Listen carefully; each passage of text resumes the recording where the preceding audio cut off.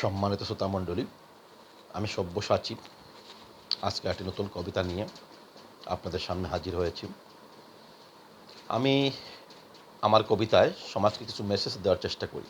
আজকের কবিতাও এর ব্যতিক্রম নয়। আমার আজকের কবিতার নাম চাটুকার বাতু চমৎকার। আপনারা জানেন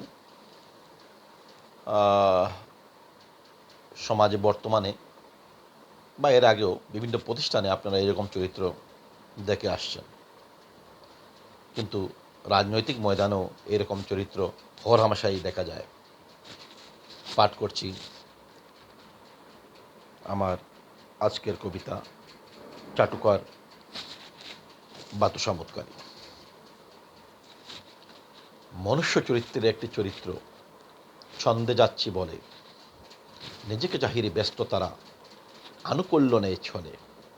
এরা চাটুকার অত চমৎকারী, ভাবখানা মনিবের তরে, ভিতরে মালিকের ক্ষতির চিন্তাই সর্বদা গোপনে করে। তারা দল ভাঙে দল গড়ে, সাময়িক তাকে সুখে, চরিত্র যখন ফাঁস হয়ে যায় তখন পরে বিপাকে। স্বার্থকে তারা বড় করে দেখে বাহিরে নেতার ভাব, প্রয়োজনে লুকিয়ে পায়ে পড়ার আছে এদেরও স্বভাব। বাপকানি তাদের অনেক ব্যস্ত, যেন লাট সাহেব, মালিকে তাদের লক্ষ্য বস্তু, কাউকে করে না হিসেব।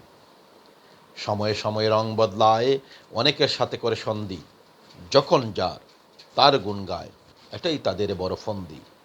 এরা বর্ণচূড়া, মোস্তাকের বংশ, জাতির পিতাকে করেছে শেষ।